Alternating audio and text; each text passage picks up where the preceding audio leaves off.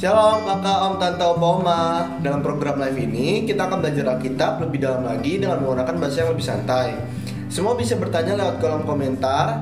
Dan jika ada yang ingin butuh bantuan doanya juga bisa dituliskan di kolom komentar yang ada di bawah ini, mau yang ada di YouTube maupun yang ada di Facebook. Juga mohon dukungannya dengan like, subscribe, dan tekan tanda loncengnya. Jika ada yang ingin mendukung lewat dana, bisa disebarkan lewat nomor rekening yang tersedia di kolom deskripsi. Dan lebih dari segalanya, dukungan doanya ya, agar program ini bisa menjadi berkat bagi banyak orang dan akhirnya menyenangkan hati Tuhan. Oh iya, acara ini akan menemani kita semua di setiap malamnya ya. Selamat mengikuti, Tuhan Yesus memberkati.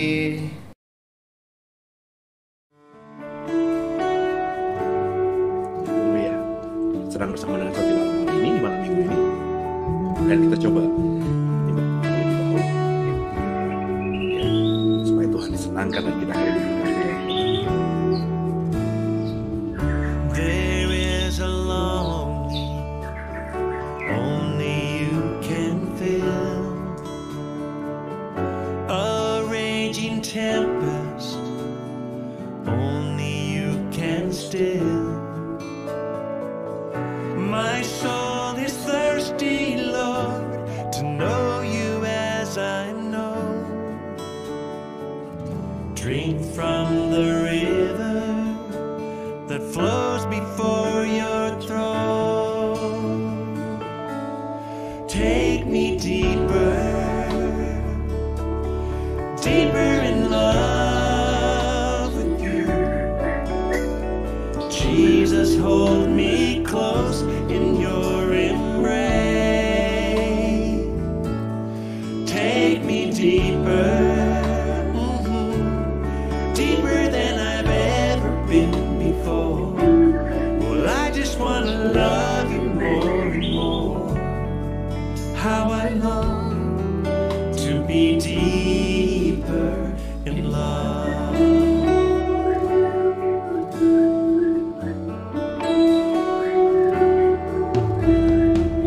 Sunrise to sunrise, I will seek your face. Drawn by the Spirit to the promise of your grace. My heart has found in you a hope that will abide. Here in your presence, forever satisfied. Take me deeper, deeper in love with you. Jesus, hold me close in your embrace.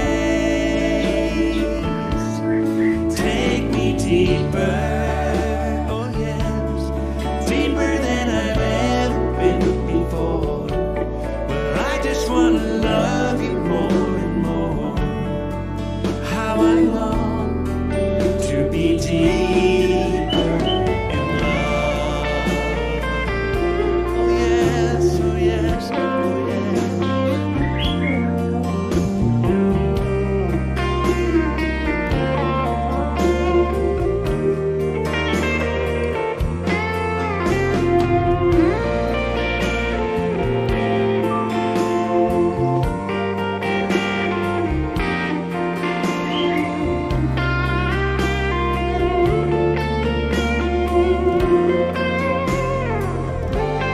Take me deeper, deeper in love with you. Jesus, hold me close in your embrace. Take me deeper, oh yes, deeper than I've ever been before. Well, I just want to love you more and more. How I long to be deeper in love. Oh yes, how I long to be deeper in love. Oh yes.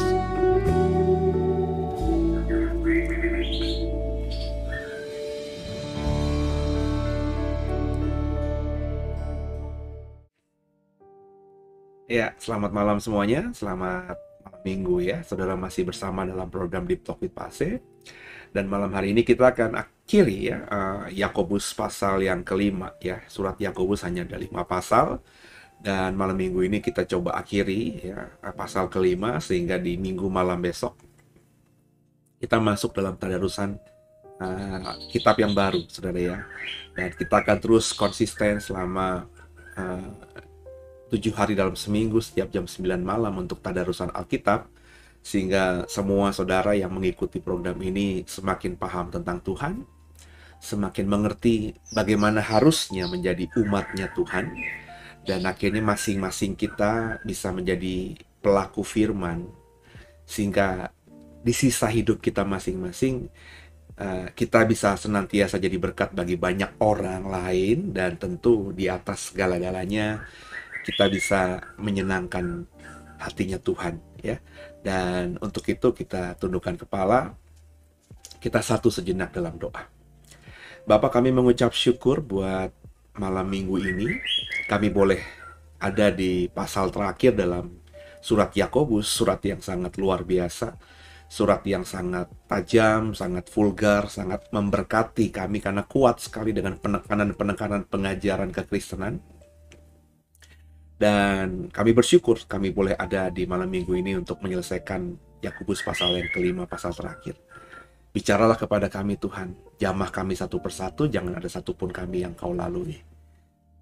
Kami siap diberkati-Mu. Haleluya. Amin. Saudara siapkan Alkitab saudara ya. Kita akan membaca, membahas pelan-pelan ya Yakobus pasal 5, pasal terakhir ini.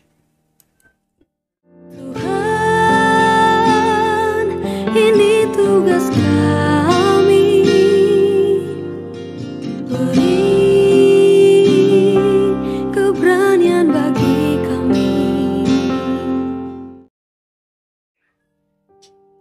Iya, perikopnya diberi judul oleh Lembaga Alkitab Indonesia ya, peringatan kepada orang kaya. Ya, dalam prolog saja saudara bahwa judul perikop ini memang diberikan atau biasanya ditambahi oleh penerbit ya, terjemahan Alkitab yang ada ya, tentu berbeda-beda kan saudara. Di Indonesia saja ada beberapa lembaga ya yang tidak terlalu besar yang juga pernah menerbitkan Alkitabnya atau menerbitkan Alkitab terjemahannya ya. Dan apalagi kalau dalam bahasa asing ya, bahasa Inggris banyak sekali. Dan judul perikop itu ya tergantung para penerjemah ini ya mau memberi judulnya apa. Jadi kita tidak boleh terlalu terpaku gitu sama judul perikop ya.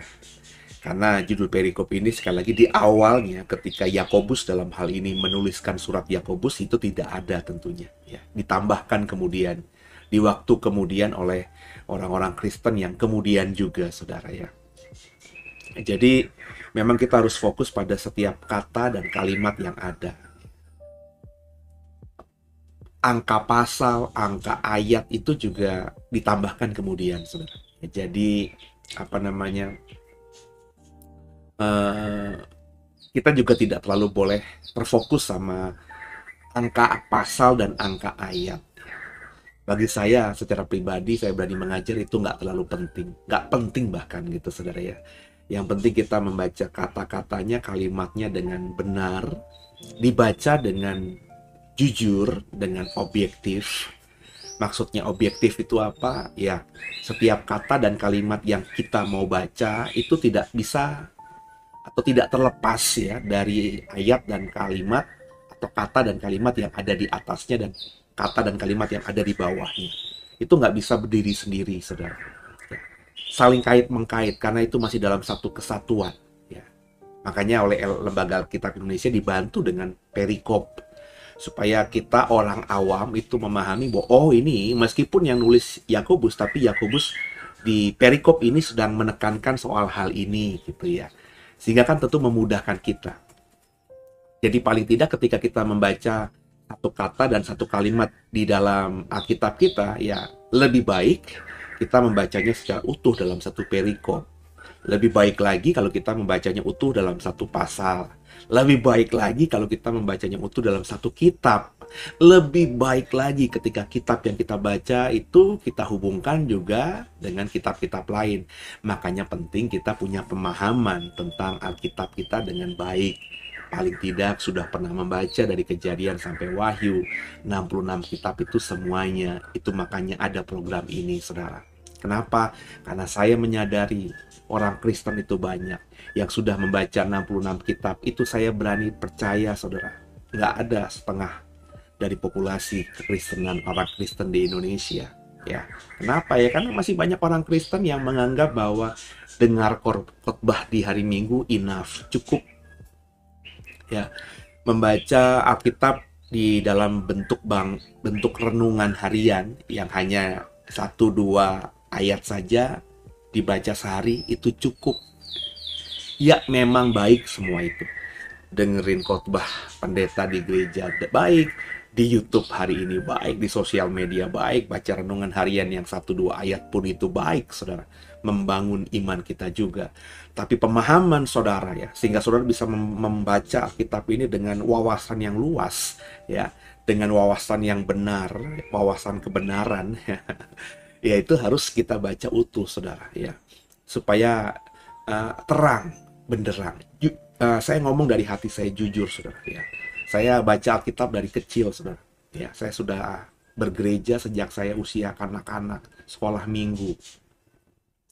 Tapi meskipun demikian, saya baru bisa memahami, bisa melihat angle lain ya di dalam ayat dan pasal ya. Kalau kita ngomongin kata dan kalimat yang saya baca itu, ya ketika saya sudah pernah ya beberapa kali membaca Kejadian sampai Wahyu, beruntutkah atau terpisah-pisah, saya sudah mengulang berkali-kali sehingga itu terekam secara tidak sadar di alam bawah sadar saya tentang apa yang kita baca, apa yang saya baca. Sehingga ketika saya baca topik tertentu, penekanan tertentu di di kata dan kalimat tertentu di kitab suci, di Alkitab kita, saya teringat tuh dengan memori yang ada tersimpan tadinya di alam bawah sadar itu tiba-tiba muncul, oh iya, kayaknya di kitab ini pernah diomongin juga kurang lebih mirip. Ya. Oh kayaknya Nabi ini juga pernah berkata seperti ini mirip. Oh kayaknya Tuhan Yesus juga pernah berkata seperti ini mirip gitu ya. Nah, tentu dengan bantuan-bantuan buku-buku misalnya kayak konkordansi ya, kayak juga buku-buku yang lainnya, itu kita bisa cari, oh ayatnya di sini, oh kalimatnya di sini ya. Tapi itu semuanya tentu dimulai dengan apa yang tersimpan di alam bawah sadar kita ketika kita sudah membaca semuanya, membacanya tentu dengan benar ya, bukan bukan cepet-cepetan gitu, tapi pelan-pelan gitu ya, dimaknai ya, dibawa dalam akal budi kita gitu ya, sehingga itu benar-benar membekas ya. Dan saya mengajak semua saudara begitu. Nah, cara saya yang saya ceritakan tadi itu ya model mirip-mirip seperti tadarusan Alkitab ini ya.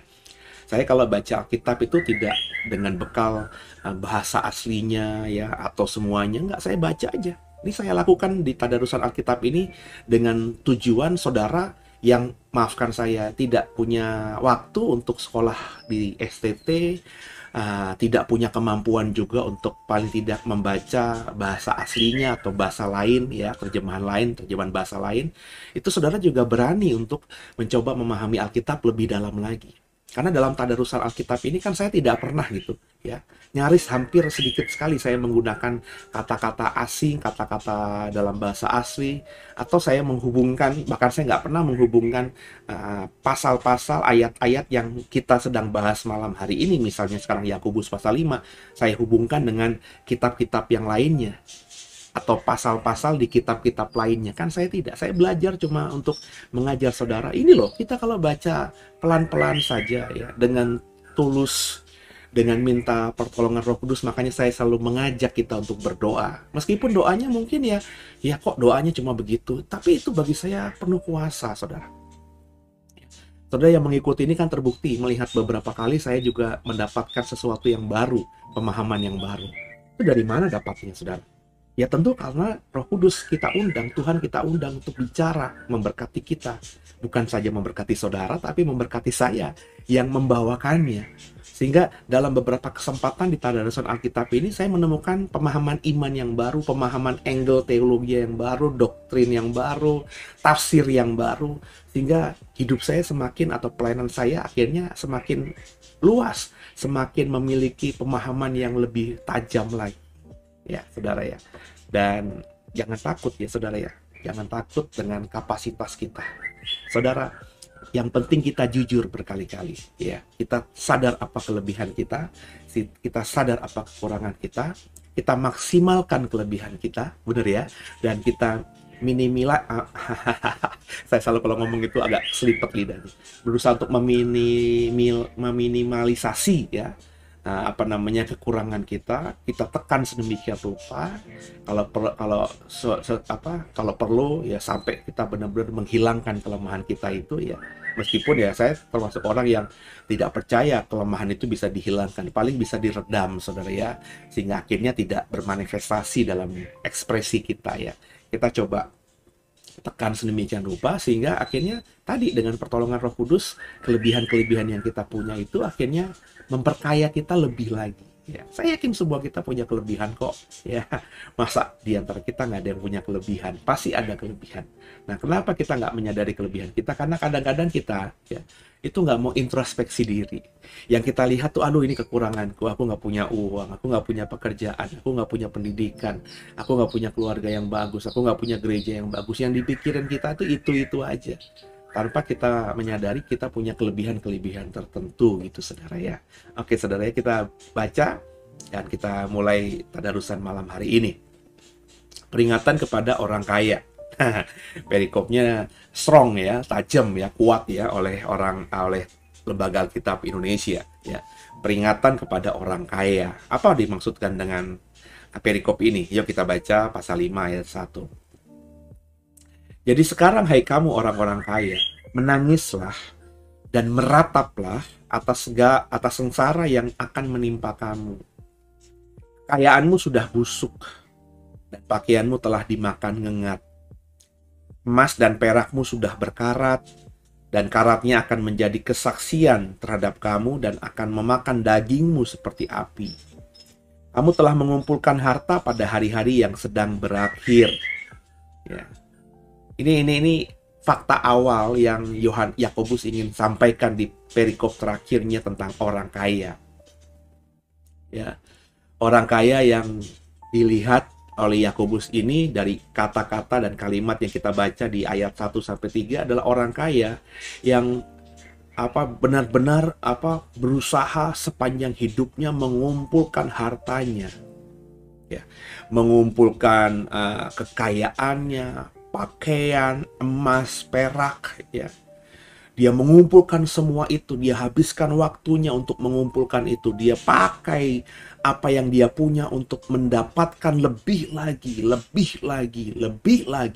sehingga dia tidak menyadari, kata Yakobus tadi, bahwa hari-hari di dunia ini sedang berakhir. Kalau kita nggak mau ekstrim bicara mengenai hari-hari dunia, langit dan bumi pertama ini lenyap, hari-harinya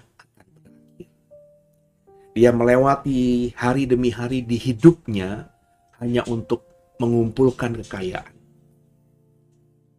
Sehingga apa yang ada di sekitarnya, orang-orang yang ada di sekitarnya, itu tidak terlalu dia pertimbangkan untuk diberikan perhatian lebih. Tidak diperhitungkan. Sehingga ya kerjaannya setiap hari-hari, apa yang dikerjakan seperti robot.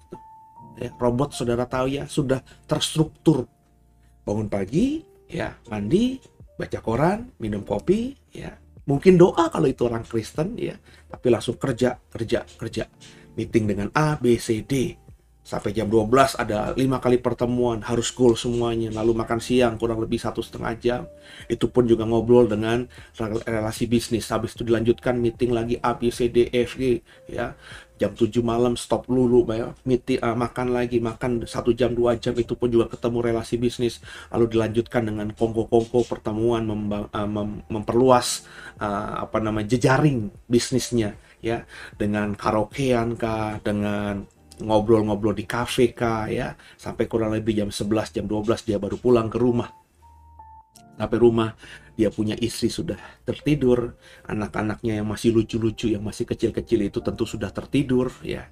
Dia tidak bisa peluk, dia tidak bisa cium, dia tidak bisa bilang I love you, papa kerjakan ini untuk kamu. Anak-anaknya nggak tahu, yang tahu terekam di anak-anaknya, papa aku punya tapi papa nggak pernah ada waktu buat aku. Pagi-pagi anak-anaknya bangun tidur jam 6, jam 7 dia masih mungkin tertidur, ya. Dia anak-anaknya sudah sekolah, ya, sudah kalau masih online sudah ada di depan laptopnya.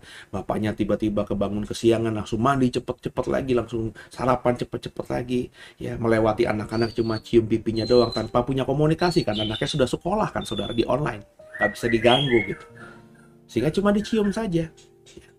Dia cium istrinya juga karena nggak punya waktu lagi untuk ngobrol-ngobrol, karena istrinya pagi-pagi sudah ngurusin anak-anak dengan perlengkapan lenongnya itu, ya. Terus siapkan baju seragam, sarapan, bla bla bla bla. Sehari-hari seperti itu. Kekayaannya semakin bertambah, pundi-pundi kekayaannya semakin bertumpuk, deposito simpanannya semakin banyak. Dia berpikir dia bisa membahagiakan istri, anak-anak, dan hidupnya kelak.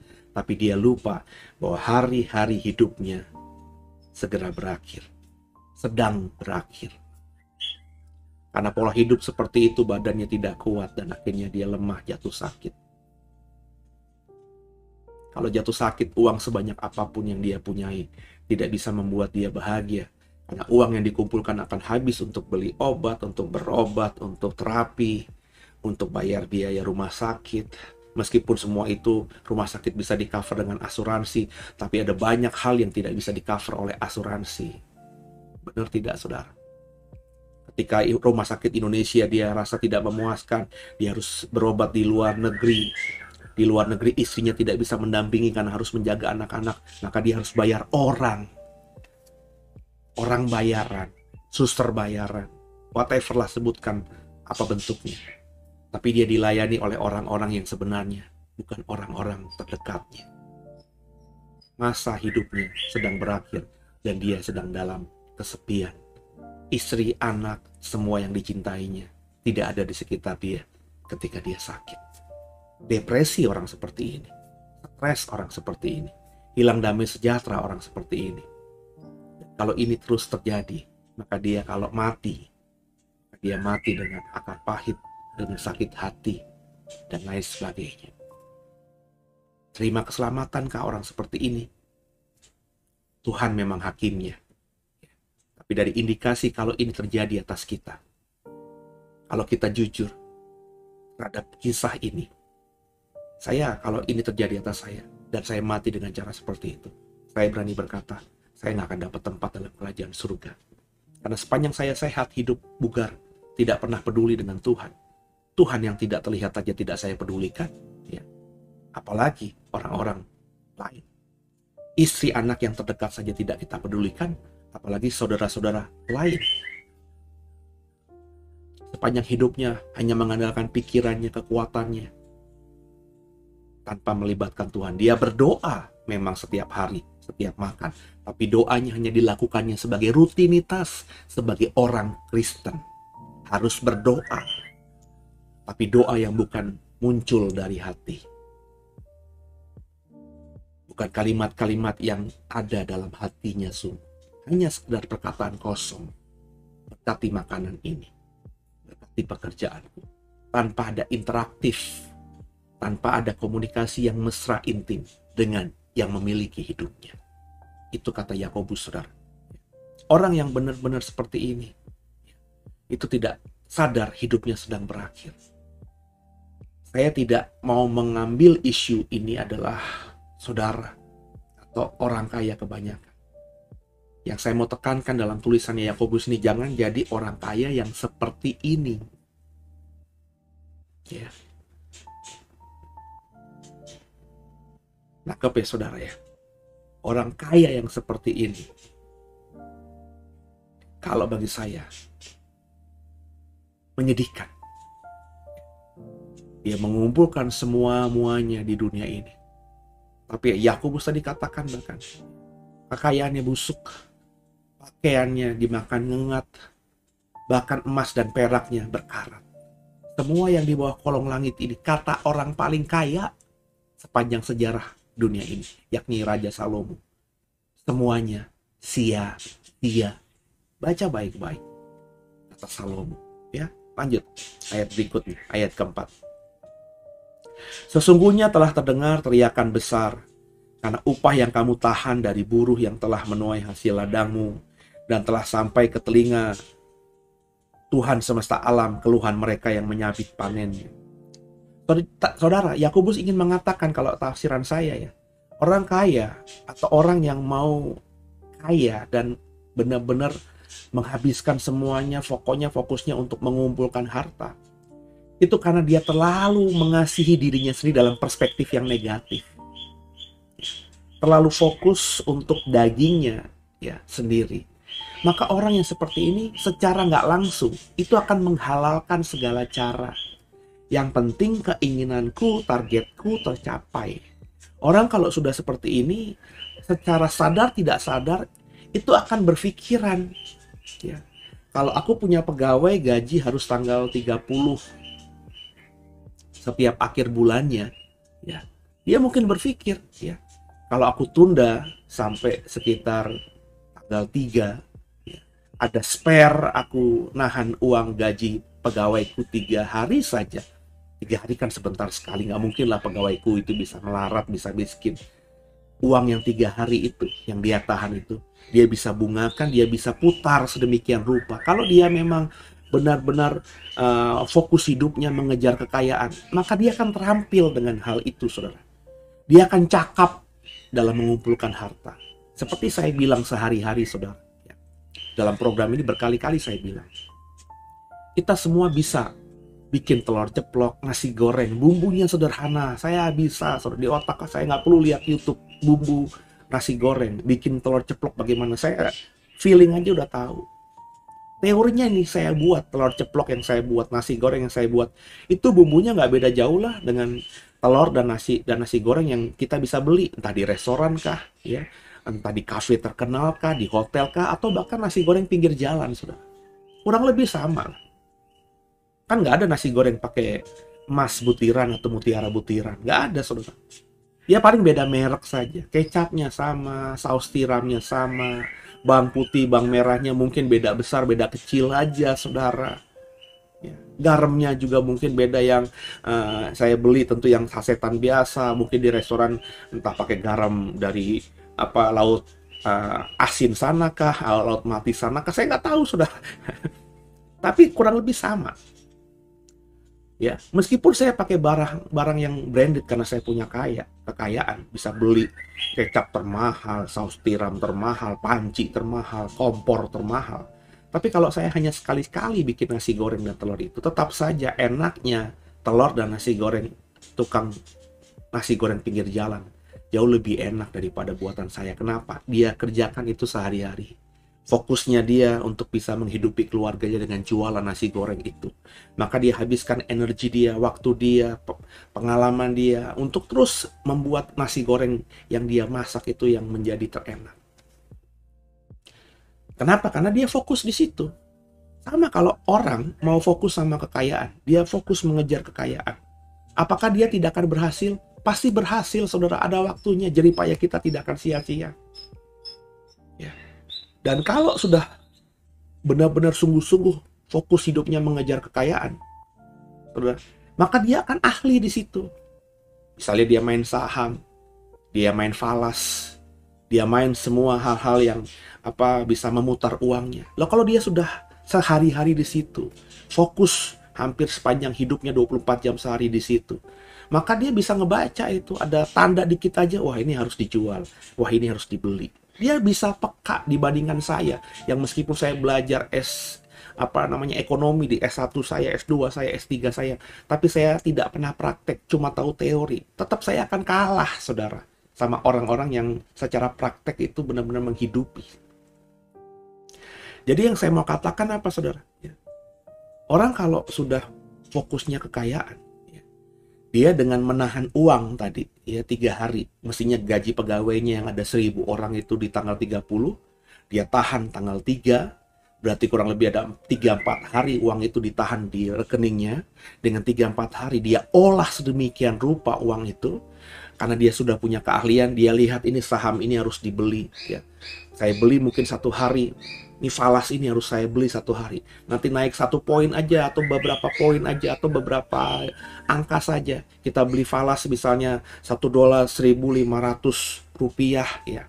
Dia punya feeling karena dia sudah peka. Aku beli aja, aku yakin nanti dalam beberapa hari ke depan akan naik. Meskipun naiknya tidak besar, taruhlah naiknya cuma 1.525. $1 dia dapat 25 rupiah. Tapi kalau itu dia pakai uang dari 1.000 pegawainya, bayangin saudara ya, dengan gaji rata-rata 1.000 pegawainya, taruhlah UMR, berarti sekitar berapa UMR? 3 jutaan, 3 juta kali 1.000, berarti ada berapa? 3 miliar uangnya. Itu kalau dibelikan dolar dengan keuntungan 25 rupiah per dolarnya, itu signifikan, saudara. Itu kalau cuma 1.000 pegawai dengan gaji UMR. Nah, kalau ini orang kaya, punya pegawai puluhan ribu dengan gaji jauh di atas UMR, dia akan bermain di situ. Itu makanya, saudara, ya ada beberapa menteri, ya Bu Risma contohnya, Pak Jokowi juga contohnya, ya itu marah gitu ya, karena ada bantuan sosial yang diberikan pemerintah kepada masyarakat di daerah, ya, yang harus diberikan misalnya 3 kali, ya. Tapi ditahan oleh pemerintah daerah. Itu kan di koran-koran banyak. Yang dikasih hanya 2, satunya ditahan lama. Hampir sebulan, hampir 2 bulan. Dengan alasan yang sebenarnya masuk akal juga. Ya kalau langsung dikasih semuanya, takutnya rakyat jelata yang di bawah itu kayak terima durian runtuh, akhirnya dibelikan hal-hal yang tidak baik. Saya tahan, Bu, supaya mereka nanti benar-benar ketika sudah menggunakan itu, ya pas mereka nggak punya, kita bisa salurkan lagi. Kan masuk akal ya. Tapi tetap saja ya, itu mesti diselidiki motivasinya. Apakah duit pemerintah pusat yang cair itu dan sudah ada di rekening dari pemerintah daerah itu benar-benar utuh? Ya jangan-jangan memang ada yang pasif, hanya mengandalkan misalnya deposito saja. Ya, bunga deposito. Ya kecil dia dapatnya, tapi ada jangan-jangan dimainkan, diolah. Ya. Kita memang nggak boleh seuzon, ya, nggak boleh berpraduga yang negatif gitu. Tapi kan saya ingin membangun logika saudara, itu serba mungkin semuanya. Orang udah dikasih pemerintah dengan tujuan kasih semuanya ke rakyat, ditahan. Meskipun argumentasinya bagus, tapi ditahan. Ya. Nangkep saudara ya? Kalau orang cerdik, orang sudah fokusnya uang, orang itu bisa menghalalkan segala cara. Saya pernah kenal saudara, ya, ada seorang pengusaha yang luar biasa diberkati Tuhan. Ya. Terus dia ngundang banyak orang, ya, terus dikasih voucher. Dia ngomong kepada saya ingin berbagi dengan orang-orang yang lain. Saya bilang bahagia banget, luar biasa diberkati nih orang. Dia kasih voucher, ya. Ternyata dengan nilai yang fantastis bagi saya. Ya. Tapi saya perhatikan lah vouchernya itu ternyata diarahkan ke usaha milik dia sendiri. Jadi meskipun saya harus hargai ya dia korban juga dengan hal ini. Tapi kan di sini kan dia punya maksud tersembunyi. Dengan kasih voucher untuk bisa dibarangkan atau diuangkan, dicairkan di tempatnya sendiri, kan dia memutar uang itu di tempat usahanya sendiri. Dan tentu tempat usahanya yang tadinya tidak dikenal oleh orang-orang yang terima voucher ini akhirnya jadi dikenal. Ya, satu sisi memang cerdik, saudara. Ya.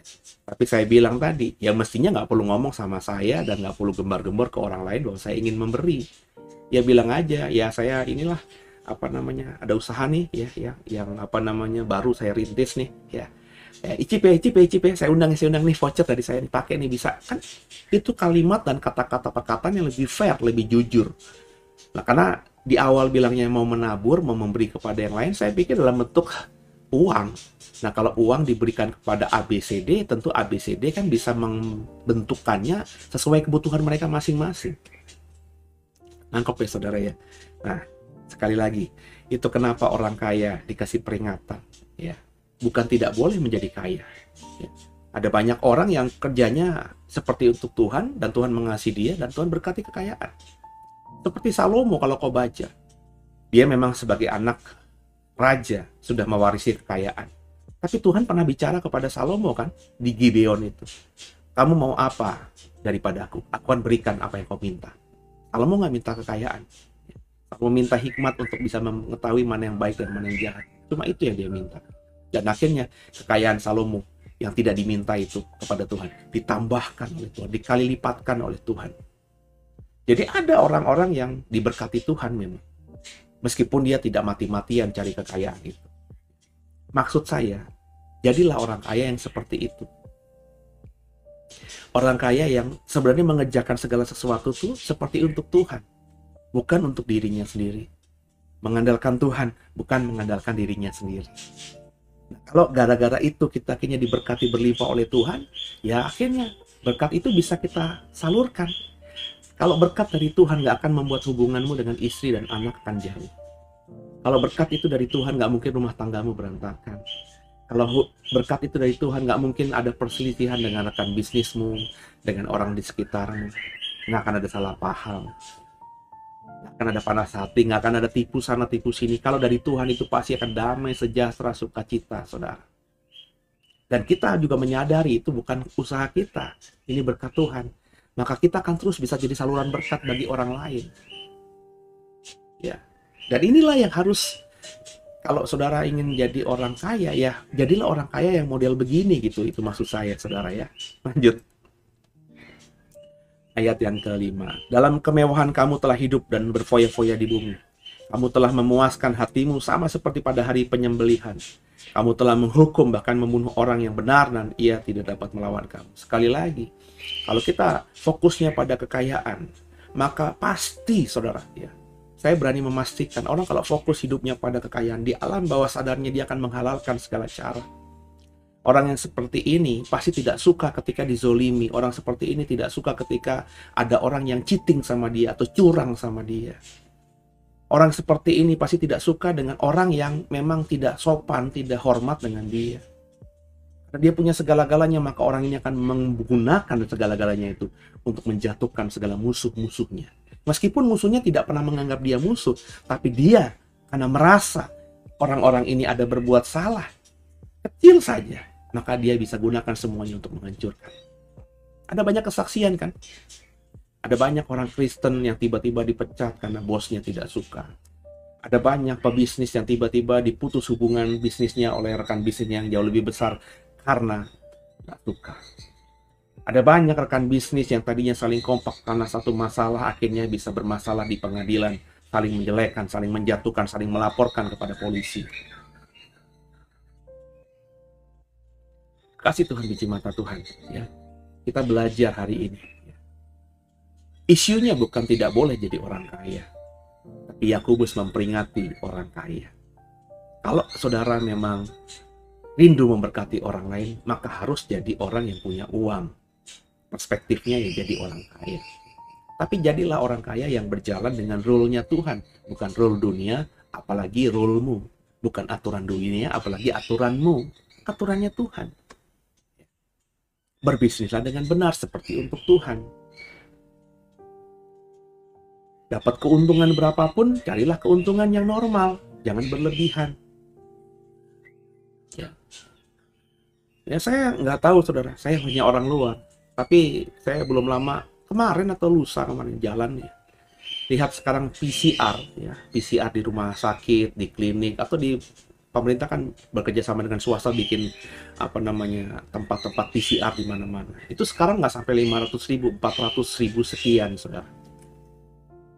Padahal beberapa bulan yang lalu ya PCR masih sekitar 900.000. Beberapa bulan yang lalu di awal-awal pandemi bahkan sampai di atas 1 juta lebih, saudara. Sekarang hanya 490, nggak sampai 500.000. Itu PCR. Yang biasa itu juga sekarang hanya sekitar berapa puluh ribu saja, padahal dulunya di atas hampir 200-300 ribu. Berarti ada orang bermain di sini. Ya memang itu ada kebutuhan ekonomi kan, permintaan lagi besar saat itu, maka dia jual dengan mahal karena barangnya langka. Tapi saudara, kita harus bijaksana lah. Di zaman dimana orang memang membutuhkan, ya ngambil untung agak sedikit lebih besar, oke lah, tapi jangan terlalu berlebihan. Ini kalau logika saya orang sederhana aja nih. Dengan tadinya PCR harganya 1.500.000, 1.300.000, sekarang hanya nggak sampai 500.000, berarti ada orang yang mengambil keuntungan di saat itu yang berlebihan luar biasa. Entah itu produsennya, pabriknya, entah itu orang yang mengimportnya, entah itu orang yang mendapatkan produk PCR itu kemudian mendistribusikannya ke rumah sakit, pedagangnya, atau mungkin juga rumah sakitnya, kliniknya. Orang awam hanya menduga-duga, tapi pasti mereka mencari keuntungan yang terlalu berlebihan. Masker dulu, orang awam. Ada yang kesaksian di YouTube loh saudara, dengan jual masker bisa beli mobil cash. Berarti kan apa? Ya mobil cash, semurah-murahnya mobil berapa saudara? Puluhan juta kalau itu mobil yang biasa sekali saudara ya. 90-100 juta. Tapi kalau yang disaksikan sih mobil yang harganya lumayan saudara. Ada yang bisa beli CR-V kok. CR-V harganya ratusan juta saudara. Berarti keuntungannya kan gila saudara. Dia beli masker mungkin satu box cuman beberapa puluh ribu, dia jual saat itu 100.000 lebih. Ya itu kalau satu box. Dan kalau orang belinya hanya satu box. Saat itu kan orang berlomba-lomba saudara, belinya sampai, kalau orang awam saja pasti beli banyak. Karena apa? Mengerikan zaman itu kan. Ada orang yang beli berlusin-lusin box.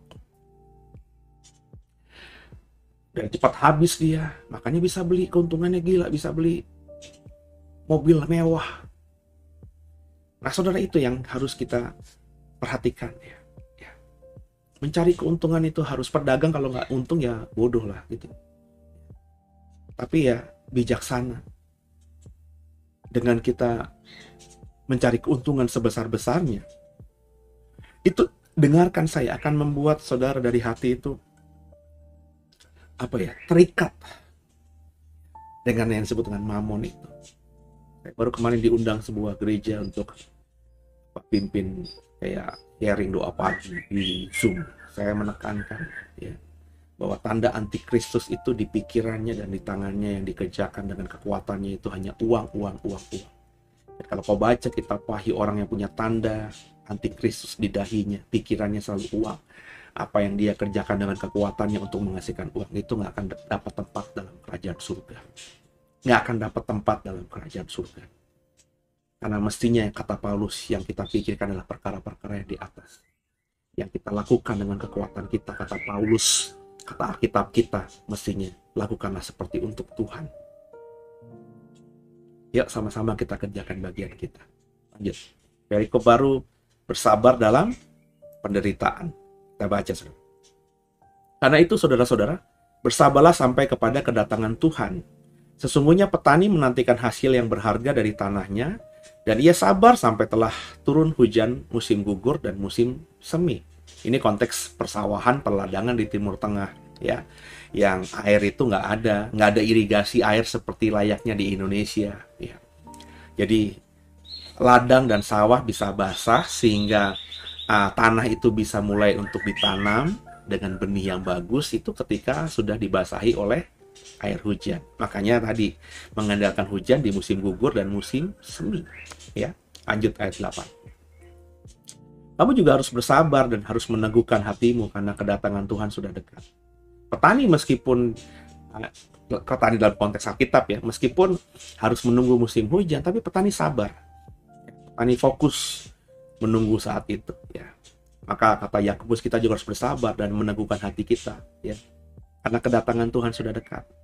Hujan oleh petani meskipun dia tidak tahu kapan itu hujan ya, tapi petani meyakini akan hujan turun suatu hari kelak. Kita juga demikian, ingatkan Yakobus, meskipun kita tidak tahu kapan kedatangan Tuhan, tapi kita harus mengimani kedatangan Tuhan itu segera.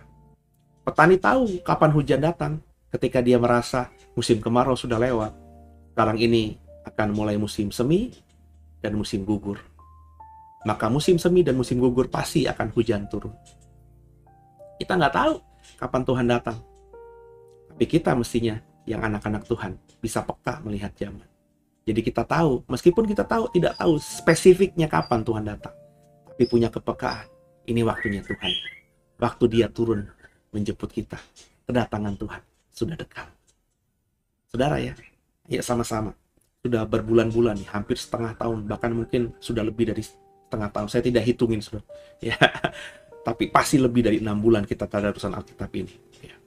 Mestinya saudara dan saya semakin dekat dengan Tuhan, semakin peka ya dengan apa yang Tuhan mau kerjakan di akhir zaman atas dunia ini. Ya, lanjut ayat 9.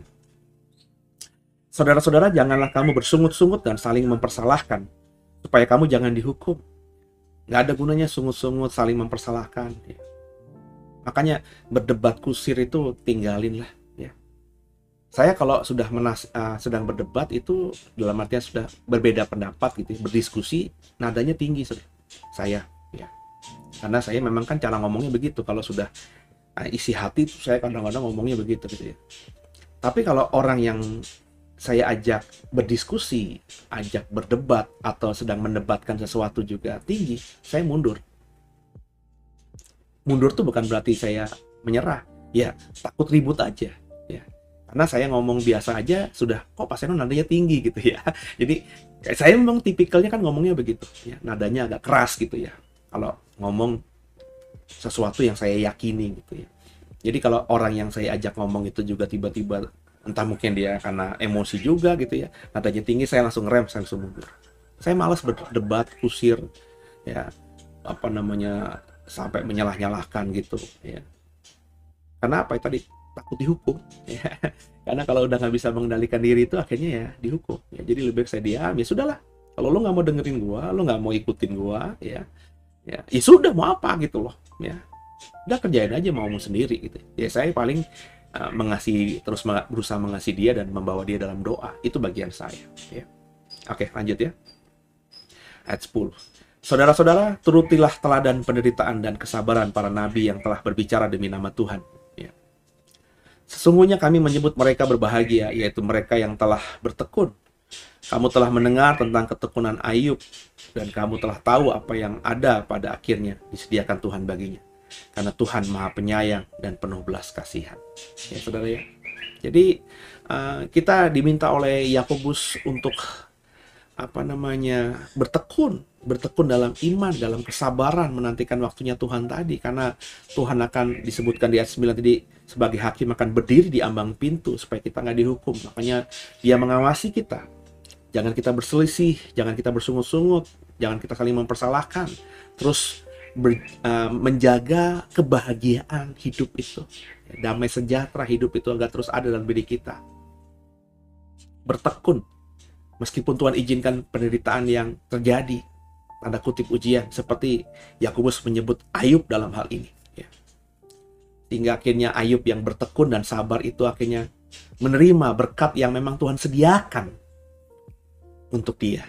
Meskipun sebelumnya diambil, Tuhan balikan berkali-kali ganda kepada Ayub karena kesabaran, karena ketekunannya itu. Yuk sama-sama saudara. Ya. Ini setiap malam saudara ya, setiap malam kita ada Deep Talk with Pase. Ya, saya sedang berdoa agar setiap pagi ya, saya juga ada meskipun tidak 1 jam, hanya sekitar 5 menit, 7 menit, paling lama 10 menit untuk menguatkan atau membagikan ya, renungan pagi lah, bahasanya kurang lebih begitu. Nanti soal namanya, programnya apa, sedang saya masih bawa dalam doa. Saya mau terus mengerjakan bagian saya, saudara. Itu wujud saya sabar dan tekun dalam melayani Tuhan. Meskipun ya saudara tahu tiap hari 2 program dalam sehari kalau nanti saya kerjakan ya, pagi dan malam. Pagi renungan, malam tadarusan Alkitab seperti ini ya kan, kalau mau jujur menghabiskan waktu saya secara pribadi. Tapi bagi saya itu ambil aja sebagai pekerjaan. Saya tidak bekerja 8 atau 9 to 5 ya, dari jam 9 pagi sampai jam 5 sore. Tidak seperti banyak saudara yang bekerja seperti itu ya. Saya kadang-kadang malu juga gitu ya. Saya cuma kalau ngomongin khotbah itu pekerjaan ya, saya cuma hari paling 2 jam, 3 jam ya, karena merekam khotbah ya, atau menyiapkan khotbah. Nggak setiap hari saya diundang khotbah kan, karena pandemi ini ya. Baru beberapa hari ini aja, ada pagi saya harus fokus di komputer via Zoom dari jam 5 sampai jam 7 sekitar, kurang lebih itu. Beberapa kalau rekaman untuk dikirim ke gereja lain ya, tapi sehari nggak sampai 5 jam saudara ya. Saya kalau ngomongin khotbah itu atau bekerja seperti saudara di kantor nggak sampai. Sedangkan saudara banyak yang 8 jam, 9 jam. Saya 5 jam aja nggak ada. Kalau dipukul rata paling cuma 3 jam, 2 jam saya khotbah. Kalau khotbah itu kau samakan dengan kerja. Jadi masih banyak waktu saya. Dan saya belajar untuk tekun. Sehingga nggak mau hitung-hitungan soal hal itu. Itu baru khotbah loh saudara ya. Dalam artian ketika saya mendoakan, saya konselingin orang, sharing sama orang via WhatsApp dan lain sebagainya, ya itu tidak dihitung. Tapi yang saya mau katakan, saya secara pribadi mau belajar bertekun, sabar. Ketekunan saya, kesabaran saya dalam menantikan kedatangan Tuhan, ya saya ekspresikan dengan melakukan pekerjaan yang Tuhan perintahkan kepada saya dari hati, seperti untuk Tuhan. Demikian juga saudara mestinya ya, sama-sama. Kan calling kita berbeda-beda, panggilan kita berbeda-beda ya. Jadi kita sama-sama untuk mengerjakan bagian kita dengan terbaik untuk Tuhan. Ya, mengenai sumpah dan doa untuk orang sakit ayat 12. Kita coba baca ya saudara ya. Tapi yang terutama saudara-saudara, janganlah kamu bersumpah demi surga maupun demi bumi atau demi sesuatu yang lain. Jika ya, hendaklah kamu katakan ya. Jika tidak, hendaklah kamu katakan tidak, supaya kamu jangan kena hukuman. Ya, ini sudah pernah saya khotbahkan juga ya. Sudah saya sharing ya. Ya, sebaiknya ya bukan tidak boleh bersumpah. Sebab banyak orang tuh kalau bersumpah itu, bersumpahnya ya karena saya bersumpah sama saudara, saya bersumpah sama teman saya, yang saya pikir ya sama-sama manusia lah. Ya udahlah, kalau nanti saya bisa kerjakan, saya kerjakan. Kalau saya nggak bisa kerjakan, ya udah. Toh cuma kepada manusia. Jadi kata-kata swear, sumpah beneran deh. Itu kebiasaan terucap di bibir kita. Padahal Tuhan tidak melarang kita bersumpah. Tapi kalau bersumpah tuh ya seperti bersumpah kepada Tuhan. Jadi saya bersumpah kepada saudara, benar loh, saya nggak ngelakuin itu loh. Tapi harus dalam perspektif di pikiran saya, di hati saya sedang bersumpah dengan Tuhan. Saya sedang bicara sama Tuhan. Maka kalau saya sumpah nanti kalau gue diberkati gue akan beliin lo mobil. Maka saya bersumpah seperti untuk Tuhan. Ya. Jadi kalau bersumpah seperti untuk Tuhan kan saya takut untuk tidak mengerjakan ketika saya harus waktunya menjalankan sumpah itu. Nah, banyak orang kan nggak gampang banget ngeluarin kata sumpah. Makanya Yakobus katakan, Tuhan Yesus juga katakan, kalau iya aja, tidak aja. Ya, nggak usah bersumpah-sumpah lah, nggak usah bernazar juga. Tapi bukan berarti sumpah dan nazar tidak boleh, silakan. Tapi harus dikerjakan. Itu saudara ya, ayat 13. Kalau ada seorang di antara kamu yang menderita, baiklah ia berdoa. Kalau ada seorang yang bergembira, baiklah ia menyanyi. Jadi di ayat 13 tuh kita diminta untuk empati, simpati, taruhkan kasihmu kepada orang lain. Kalau temanmu menderita, masa kan kita tidak mendoakan dia? Jadi mendoakan itu ya sesuatu yang menjadi harus ciri khas orang percaya. Makanya ya nanti kita baca di ayat atasnya ya, di bawahnya nanti ya sudah akan ketemu gitu ya pikiran saya, iman saya, dan saya ajarkan kepada orang yang mendengar saya. Dalam doa itu memang fokusnya bersyafaat untuk orang lain, bukan untuk diri. Ketika kita lihat ada saudara kita menderita, kita bawa dalam doa. Ketika kita lihat ada orang yang susah, kita bawa dalam doa. Ketika hati kita terketuk untuk mengasihi orang lain, padahal kita tidak ada berkatnya untuk mengasihi dia, kita bawa dia dalam doa. Sebaliknya juga kalau ada orang bergembira, ya harus menyanyi. Bersukacita juga dengan kebahagiaan orang itu. Ada teman kita dapat proyek bagus, dapat untung cuannya besar, ada teman kita naik pangkat, naik jabatan, lulus ujian, lulus kuliah, lulus sekolah, dapat pekerjaan, bisa beli rumah, bisa punya mobil, bisa pergi ke luar negeri, diberkati Tuhan dengan anak, bisa menikah, ikut bernyanyi bersama mereka. Begitu, jangan begitu juga saudara. Jangan iri hati ya saudara ya. Belajarlah bergembira dengan orang yang ikutlah bernyanyi ya, menyanyi ketika melihat orang bergembira, itu kata bahasa Yakobus. Ya, saya senang ya dengan banyak kemarin saya diundang saudara oleh sebuah komunitas, saya bilang komunitas gereja yang secara online duluan saya, tapi pelayanan online-nya karena dia bikinnya KKR ya, itu keren. Ada viewernya bisa ribuan orang ya. Dan saya bahagia sungguh. Saya bilang sama pastornya, saya japri, terus ya lanjutin di online ini. Karena dengan online ini ya kita bisa menjangkau lebih banyak orang lagi. Ya. Saya nggak peduli dengan apa jumlah viewernya dia lebih banyak. Ya saya tidak ngiri. Makanya kalau ngiri kan nggak mungkin saya mau diundang di tempatnya dia gitu ya. Saya beri yang terbaik di situ. Ya. Di minggu besok sebenarnya saya diundang untuk melayani di gerejanya. Tapi saya bilang, besok saya minta maaf, saya Oktober ini mau fokus dulu ke dalam karena ada perubahan bentuk ibadah kan yang seperti saya bilang kepada saudara. Nanti mungkin bulan-bulan berikutnya saya akan coba atur waktunya. Jadi janganlah kita iri hati terhadap orang lain. Saya aja belajar untuk tidak iri hati. Ngapain iri hati? Ya kalau rekan kita sanggup mengerjakan itu, kalau saya sebagai pendeta, teman-teman pendeta saya yang lain sanggup mengerjakan hal itu, bisa melakukan hal itu, diberkati Tuhan dengan cara itu, ya. Lah saya ngapain? Itu kan berarti kan Tuhan izinkan, ya. Ya saya tinggal kalau kepengen tinggal coba dalam hati, ya, mengatur strategi. Bisa nggak saya contoh copy paste pelayanan dari pendeta itu atau gerejanya, supaya bisa diterapkan dalam kondisi yang pas dengan the way. Saya nggak malu untuk copy paste hal-hal yang bagus, saudara. Tentu dilakukan, diekspresikan dengan kapasitas dan kemampuan kita, ya. Karena saya pernah, ini program seperti ini kan saya copy paste juga, saudara. Ya, dalam artian saya lihat di luar negeri ada orang kok mengajar gitu ya, rutin gitu ya. Wah ini bagus nih. Ya. Maka saya ambil itu idenya itu. Ya. Untuk mengajar, karena kebetulan saya juga punya karunia ini, jadi saya melakukan ini tuh menikmati. Terus juga program seperti ini saya lihat dari banyak orang YouTuber gamers, saudara. Bapak Ibu kalau perhatikan kan model saya kayak model YouTubers gamers ya. Cuma kalau para YouTuber gamers itu main game di YouTube gitu ya, di upload di YouTube gitu ya. Layar besarnya itu adalah gamesnya, dan dia layar kecilnya lagi megang apa namanya stick gitu atau handphone gitu ya, lagi main entah Mobile Legend kah, entah apa gitu. Saudara, saya nggak tahu nama gamesnya, anak saya lebih tahu. Coba Bapak Ibu lihat ya, tampilan ininya kan mirip seperti YouTuber yang main game itu. Cuma saya bilang ini keren juga ya. Cuma kan saya nggak main game dong. Saya nggak bikin program main game dong ya. Pertama saya emang tidak tertarik, nggak bisa main game. Saya diajar berkali-kali main game sama anak saya. Saya suka bola. Zaman dulu saya ingat saya zaman Atari ya. Apalagi dulu ya. Itu kayak kalau main bola di komputer, di konsol Atari, bukan Atari ya, apa sih namanya dulu tuh? Yang jelas bukan PlayStation ya. Zaman dulu juga ada bola gitu ya.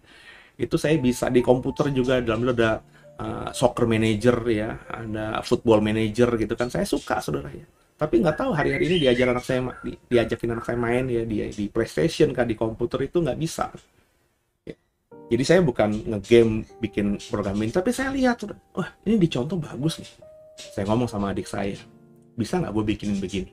Ya. Cuma layar yang tadinya buat tampilan gamesnya ya, kalau main Mobile Legends itu ada tembak-tembakannya di situ ya, gue rubah jadi ayat, atau nanti ada video nyanyi atau ada apalah gitu. Bisa coba bikinin ya. Kira jadi seperti ini ya. Nggak tahu apakah sudah ada gereja lain yang buat seperti ini sebelum saya. Tapi kalau saya jujur bukan mencontoh pendeta, saya belum melihat ada gereja seperti itu. Saya mencontoh anak-anak yang suka main game yang diupload di YouTube, saudara. Dan saya nggak malu mencontoh mereka, dan saya nggak malu ngomong ini kepada saudara karena fakta itu copy paste. Ya, copy paste yang bagus kenapa nggak boleh, saudara? Jadi kayak doa pagi yang saya mau bikin itu ya, itu juga saya copy paste.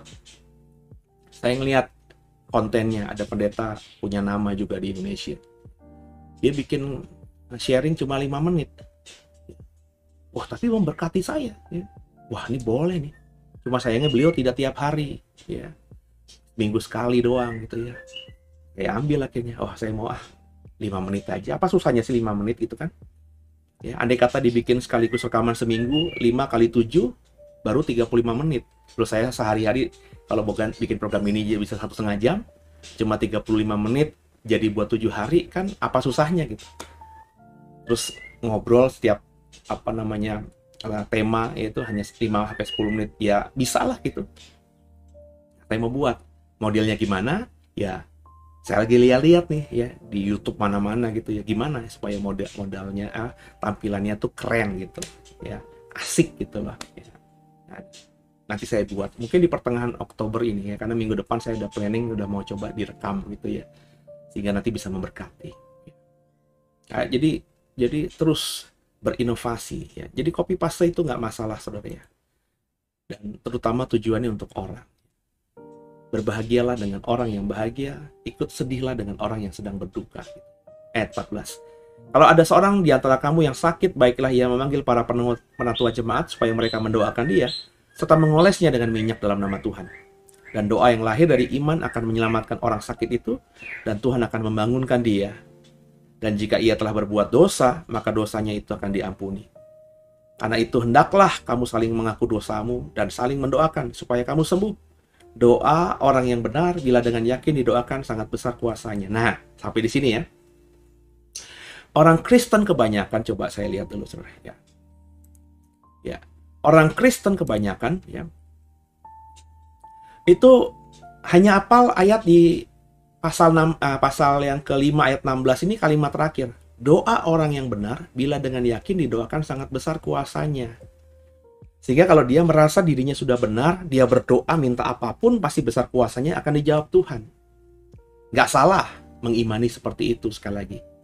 Tapi ingat, kalimat yang kita imani itu berada dalam rangka ayat 16. Oleh LAI dibantu ayat 16 kan. Kalau saya ya mengajak kita membaca di ayat di atasnya, ayat di bawahnya lagi.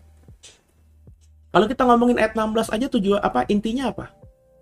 Intinya ya, selain tadi kita harus yakin dengan doa kita, karena doa orang benar besar kuasanya, kita juga diingatkan di kalimat pertamanya, kalau kita saling mengaku dosa dengan orang lain.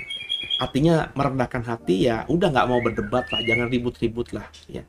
Karena dua orang kalau ribut, dua komunitas kalau bermasalah, itu nggak mungkin ada yang benar, nggak mungkin ada yang salah. Pasti dua-duanya itu ada salahnya. Kenapa? Sebab kalau satunya diam aja kan nggak mungkin ribut gitu, saudara.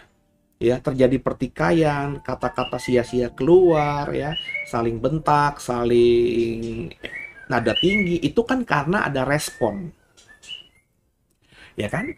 Perselisihan, perceraian. Ya meskipun argumentasi di pengadilan, oh suami saya pak punya perempuan di mana-mana, saya udah nggak kuat pak.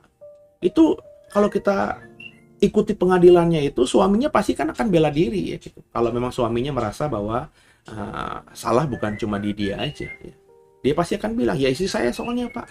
Ya, saya kasih apa aja dia nggak pernah puas. Saya kasih 1 juta nggak pernah puas. Saya kasih 2 juta nggak pernah puas. Saya stres lah dengan perempuan yang terus menuntut-nuntut. Nah, andai kata itu ceritanya kan berarti kan nggak mungkin ada asap tanpa ada api, itu maksud saya. Jadi kalau ada orang saling bertikai, pasti dua-duanya salah. Makanya Yakobus katakan, ya yuk sama-sama kita saling mengaku dosa, saling memaafkan. Yang berikutnya, saling mendoakan supaya kamu sembuh. Ya. Jadi kalau kita baca ayat-ayat ini, ya, itu penting untuk kita mendoakan orang kalau kita mau sembuh. Kalimat di ayat 14 itu menarik, saudara. Ya. Kalau ada seorang di antara, saya turunin ya. Kalau ada seorang di antara kamu yang sakit, ayat 14 ya. Baiklah ia memanggil para penutua jemaat supaya mereka mendoakan dia dan mengolesnya dengan minyak dalam nama Tuhan Yesus. Jadi kalau ada orang yang sakit, kita ya harus mendoakan orang itu dan mengolesnya dengan minyak. Ya. Atau kita panggil penatua, pemimpin gereja untuk mendoakan dia. Jadi orang lain yang mendoakan orang ini supaya dia sembuh. Karena pertama, doa itu harus lahir dari iman. Dengan disebut penatua, diharapkan ya kita percaya penatua atau pemimpin gereja itu punya iman yang benar-benar luar biasa kepada Tuhan. Dia sanggup beriman bahwa orang yang sakit kayak apapun ini bisa sembuh. Tentu dilayani, ya, karena sakit itu bisa dari dosa. Ya. Jadi dituntun juga orang yang sakit ini. Supaya kalau dari dosa, dosanya diakui dan dia diampuni. Lalu muncul ayat 16 tadi. Saling mendoakan supaya kamu sembuh.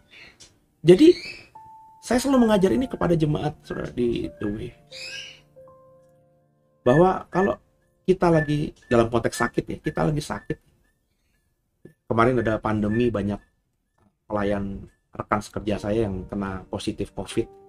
Saya udah ngomong ya, udah lo sekarang jangan doa buat diri lo sendiri, doa buat orang lain. Ada beberapa yang sudah ke rumah sakit, ada yang diisolasi mandiri di rumah. Ya. Sekarang yang di rumah sakit, doain di kiri kanan lo. Ya.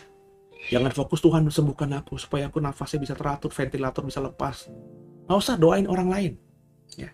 Kalau kau saling mendoakan orang lain, maka ucapan yang kita lepaskan agar orang lain itu sembuh jadi atas kita. Ya. Karena Tuhan ketika dengar doa kita berdoa agar orang lain sembuh, Tuhan pasti kan melihat kita loh. Ini si Seno doain si Aman, contohnya Aman gitu ya, supaya dia sembuh COVID. Padahal si Seno ini lagi COVID. Ini keren banget ini orang, ya. Dia lagi COVID, dia juga susah nafas, dia doain si Aman supaya nafasnya lebih normal, bisa segera sembuh, bisa negatif. Masa Tuhan lupa sama saya dan hanya menyembuhkan Aman yang saya doakan kepada Tuhan supaya dia sembuh? Kan enggak, saudara. Tuhan pasti akan lihat kita. Ya kan? Saya percaya, saya tanpa saya berdoa untuk diri saya sendiri, karena saya mendoakan orang lain, saya pasti akan sembuh.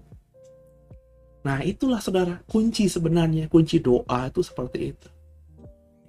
Makanya saya udah gak pernah lagi doa buat diri saya sendiri, aku mau ini, aku mau ini, aku enggak. Semuanya pasti Tuhan cukupkan. Bagian saya tiap hari sekarang ini ya tinggal, kalau ada yang minta didoakan, itu yang saya bawa dalam doa saya. Kalau nggak ada yang minta didoakan, saya bawa dalam doa secara keseluruhan. Yang saya bisa ingat namanya saya sebutkan hanya mungkin sekata, 2 kata. Berkati.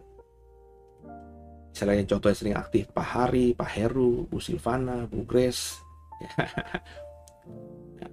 Karena terbiasa baca komen mereka, ya namanya kan terekam. Ya meskipun kalimatnya hanya begitu, saya percaya itu juga punya kuasa kan.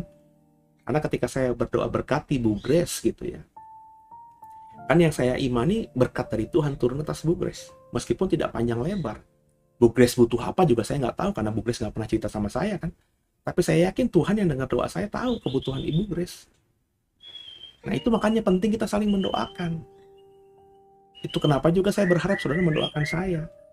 Bukan supaya saya diberkati, no. Saudara mendoakan saya, saudara mendoakan pelayanan Doe, supaya saudara diberkati. Sebab apa yang kau lepaskan, itu yang kau terima. Apa yang kau tabur, itu yang kau tuai. Tuhan berkati Pase, Tuhan berkati Doe, berkat yang kita terima. Tuhan berkati si Yosef, berkat itu yang kita terima juga. Tuhan sembuhkan si Jonathan, kesembuhan itu yang kita terima. Tuhan berkati rumah si Yohanes, maka berkat rumah itu yang kita terima. Begitu loh saudara, logika iman kita mestinya kita kerjakan mulai hari ini. Bukan doa Tuhan aku minta rumah, aku mau rumah. Bukan kau berkata aku punya rumah di surga, aku juga punya. Dulu saya begitu, kan saya pernah khotbah. Awal-awal saya melayani, ya, saya seperti itu. Saya kerjakan saya punya rumah, ya make sense, bisa jadi Tuhan dengarkan itu. Tapi setelah saya menemukan kebenaran sejati, saya nggak pernah lagi. Ya, itu saya bilang, saya punya mobil udah tua. Saya nggak pernah minta Tuhan beliin mobil baru, kasih mobil baru, enggak. Saya santai aja, mobil bisa dipakai. Ya, nanti waktunya Tuhan aja, kan nggak tahu kapan waktunya Tuhan. Karena Tuhan yang saya sembah itu, dia kadang-kadang memberkati dengan cara yang tidak terpikirkan oleh saya. Saya bukan berharap mujizat mobil turun dari surga atau orang ngirimin mobil, enggak. Iya, saya nggak pikirin begitu. Maksud saya Tuhan tuh bisa berkati saya dengan misalnya mobil yang baru nantinya dengan banyak cara. Entah tiba-tiba saya dapat berkat apalah, sehingga dari berkat itu saya bisa beliin mobil lah. Atau dari orang yang tidak saya duga sebelumnya akhirnya memberkati saya lah. Banyak cara. Saya kadang-kadang juga susah untuk mendeskripsikannya karena terang sepanjang perjalanan Doe, sepanjang perjalanan pelayanan saya, semakin susah saya menceritakan caranya Tuhan memberkati saya karena terlalu sporadis, tidak sistematis.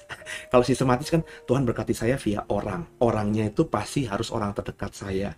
Orang terdekat saya ini tentu pernah saya layani. Kalau sistematis kan begitu ya, tapi saya nggak bisa untuk begitu. Kadang-kadang orang nggak saya kenal itu bisa berkati saya. Kadang-kadang orang yang saya kenal banget dan dia diberkati banget tidak memberkati. Itu just joke aja saudara ya. Jadi intinya kita saling mendoakan. Yuk Bapak Ibu ya. Saya mendoakan saudara. Bukan saudara semata-mata karena saya ingin saudara diberkati. Karena saya tahu ya, saya juga kepengen seperti itu. Tapi saya tidak mau doa buat diri saya sendiri. Saya doakan orang lain. Supaya ketika orang lain itu diberkati Tuhan, semoga Tuhan ingat saya. Supaya Tuhan tahu kebutuhan saya. Maka semuanya akan Tuhan tambahkan tepat pada waktunya. Itu yang sudah saya hidupi. Terserah saudara nih. Udah saya kasih rahasianya nih. Ya, secara umum sudah saya ceritakan kepada jemaat lewat khotbah, tapi yang detail-detail gini ya lewat tadarusan ini karena deep talk kan. Bicara dalam gitu ya. Jadi saya ada banyak hal dalam hati saya yang belum terekspresikan sudah saya bagikan. Sekarang tergantung saudara mau ikuti apa yang saya kerjakan selama ini apa tidak gitu ya. Lanjut. Ayat 17. Elia adalah manusia biasa sama seperti kita dan ia telah bersungguh-sungguh berdoa supaya hujan jangan turun. Dan hujan pun tidak turun di bumi selama 3 tahun dan 6 bulan. Lalu ia berdoa pula, dan langit menurunkan hujan, dan bumi pun mengeluarkan buahnya. Saudara-saudaraku, jika ada di antara kamu yang saling menyimpang dari kebenaran, dan ada seorang yang membuat dia berbalik, ketahuilah bahwa barang siapa yang membuat orang berdosa berbalik dari jalan yang sesat, ia akan menyelamatkan jiwa orang itu dari maut dan menutupi banyak dosa. Nah itu, Yakobus dalam, ini udah habis kan ya? Ya, Yakobus dalam, pasal 5 yang terakhir ini menekankan bahwa kita orang Kristen nggak boleh selfish, nggak boleh egois, nggak boleh orientednya itu diri sendiri, orientasi diri sendiri, tapi harus orang lain. Makanya kalau ada orang yang kita kenal berbuat dosa, menyimpang dari kebenaran, ya, kita harus berusaha untuk membawanya kembali ke dalam jalan yang benar. Kalau dia berhasil berbalik dari dosanya dan dari kesesatannya kepada jalan yang benar, maka kita akan menyelamatkan jiwa orang itu dari maut Perhatikan baik-baik kalimat di kalimat terakhir. Dan menutupi banyak dosa. Maksudnya apa nih bahasanya nih? Pernah nggak saudara dalam ini? Coba saya baca ya. Perhatikan ya, ayat 19, ayat 20. Saudara-saudaraku, jika ada di antara kamu yang menyimpang dari kebenaran dan ada seorang yang membuat dia berbalik, ketahuilah bahwa barang siapa membuat orang berdosa berbalik dari jalan yang sesat, ia akan menyelamatkan jiwa orang itu. Orang yang sudah tersesat itu yang kita layani agar dia kembali kepada jalan yang benar, dalam pertobatan, kita akan menyelamatkan jiwa orang itu dari maut, dari musuh terbesar kita, yakni maut, keterpisahan selama-lamanya dengan Tuhan dalam kekekalan nanti, dan menutupi banyak dosa. Dosa siapa? Apa maksud menutupi banyak dosa? Kalau saya mendapatkan ini, ya, ini tafsiran lagi ya. Ini saya dapatkan nih malam hari ini nih. Ya. Ketika saya melayani saudara, saya tahu saudara misalnya tersesat gitu ya, berbuat jahat, menyimpang dari jalan Tuhan. Terus saya ambil waktu saya untuk membimbing saudara, menasihati saudara, mengingatkan saudara, sehingga saudara akhirnya bertobat kembali dalam jalannya Tuhan gitu saudara ya. Perhatikan baik-baik. Ya. Ketika saya lakukan itu dan saudara akhirnya bertobat, saya menyelamatkan jiwa saudara dari maut. Saudara terselamatkan. Saudara mati, masuk surga. Karena saya sudah menyelamatkan jiwa saudara. Bukan sayanya ya. Tuhan yang sudah memberikan keselamatan itu. Dan saudara yang tadinya tersesat kan akhirnya ingat Tuhan lagi karena pelayanan saya. Maka bahasa Yakobus, saya menyelamatkan jiwa saudara dari maut. Dan menutupi banyak dosa. Dosa siapa? Dosa orang lain yang tidak ada hubungannya dengan saya dan saudara? Berarti saya juru selamat dong. Penebus dosa dong. Bukan saudara. Dosa saya. Dosa yang tidak pernah saya sengaja, misalnya karena saya sudah pelayan Tuhan, tidak mungkin merencanakan dosa yang saya sengaja dong. Dan dosa-dosa lain yang membuat orang tiba-tiba sakit hati lah, tersinggung dengan khotbah saya. Itu semuanya akan dianggap Tuhan gak ada. Karena saya sungguh-sungguh dan berhasil menyelamatkan jiwa saudara. Sehingga kalau saya pun mati, ya, dengan banyak dosa-dosa yang tidak saya sengaja tadi, karena sudah ditutupi oleh Tuhan, karena perbuatan yang saya lakukan kepada saudara, saya juga dapat tempat bagian di surga. Bersama siapa? Bersama Tuhan dan saudara juga. Jadi ini loh, pentingnya kita melayani orang. Kalau kita melayani dengan tulus, tanpa umbar-umbar, ya, tanpa ngomong sana, ngomong sini, saya nolong orang, enggak. Saya kalau nolong orang nggak pernah umbar-umbar gitu. Ya, ngapain saudara? Hilang berkatnya. Nggak usah cerita kemana-mana gitu. Oh, saya mau nolong orang itu Pak, supaya orang itu bisa makan. Ngapain dia omongin begitu? Ngapain disaksikan semua itu? Saudara, saya kemarin menolong orang ya yang nggak bisa makan. Ya. 5 keluarga saya kasih setiap hari seminggu makanan. Buat apa? Ya. Tolong aja dia. Kalau mereka akhirnya kenyang, bisa hidup, dan akhirnya kenal Tuhan, kau menyelamatkan mereka dan memberkati mereka. Dan apa yang kau lakukan itu, karena kau tidak umbar-umbar kepada banyak orang, hanya Tuhan dan dirimu yang, dan orang itu yang tahu.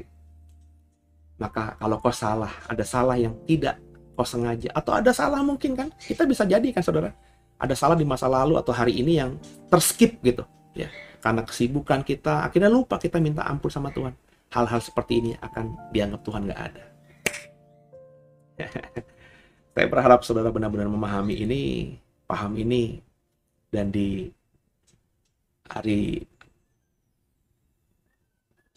malam minggu ini, ya, memahaminya dengan sungguh, ya, mengerjakannya dengan sungguh, dan sama-sama kita mengerjakan bagian kita, dan terus menyenangkan hati Tuhan.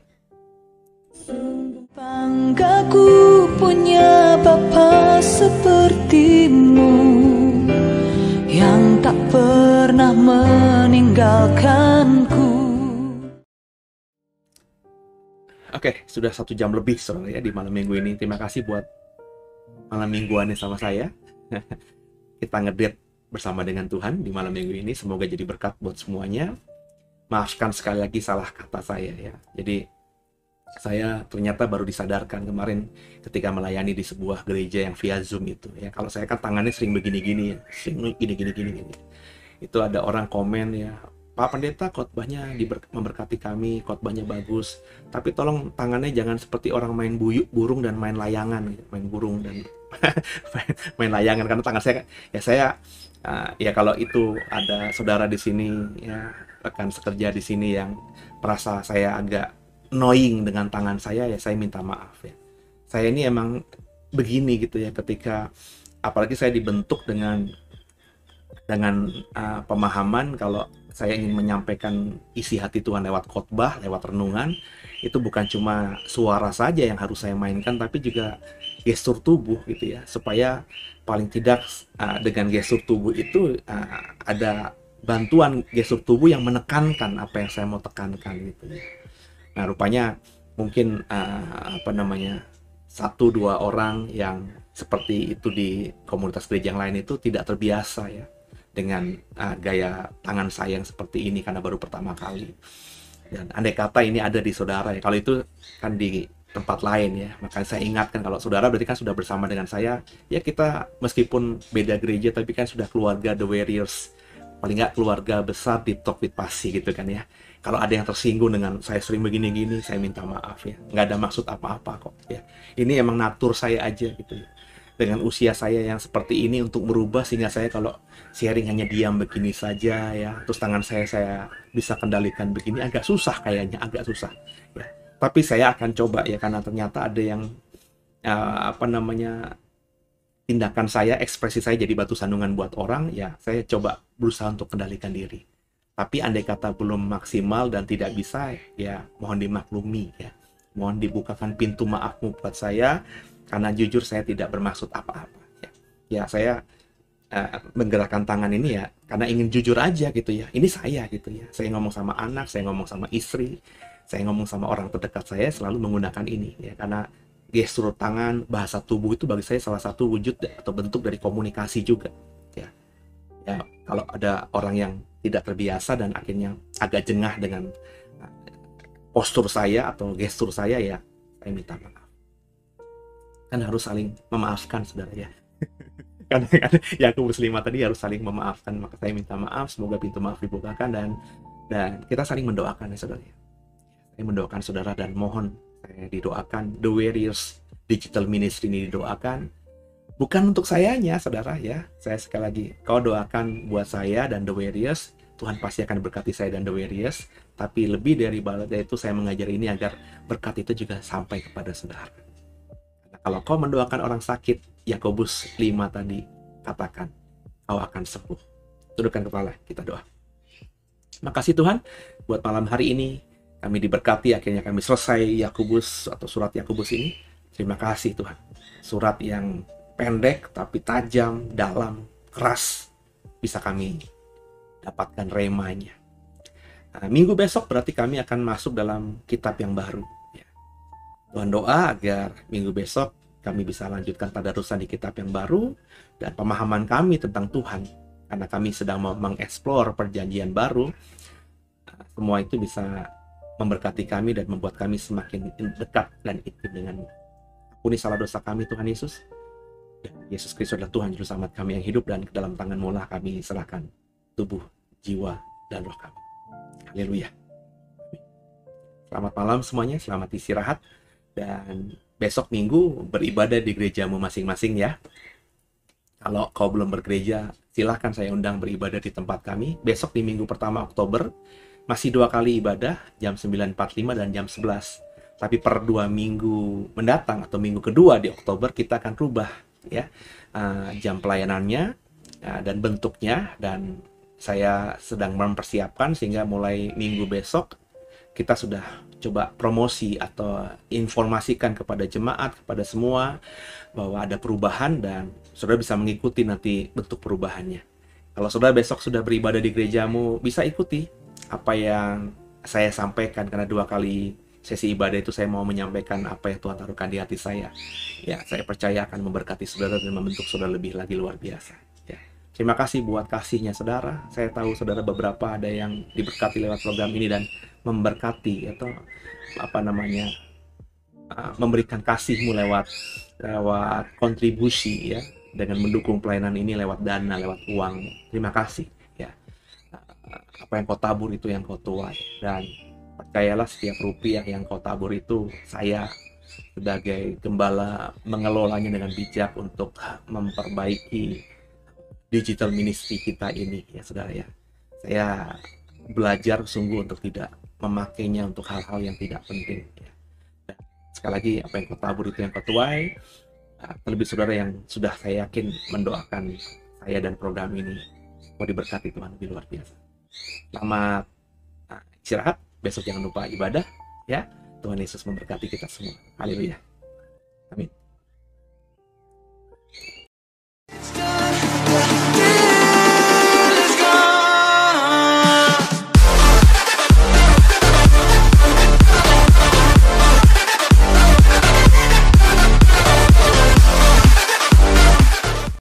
Bagi Bapak Ibu yang merasa diberkati dan ingin memberkati kami lebih lewat dana, dapat disalurkan melalui scan barcode berikut ini atau ditransfer melalui rekening yang ada di layar Bapak Ibu Saudara.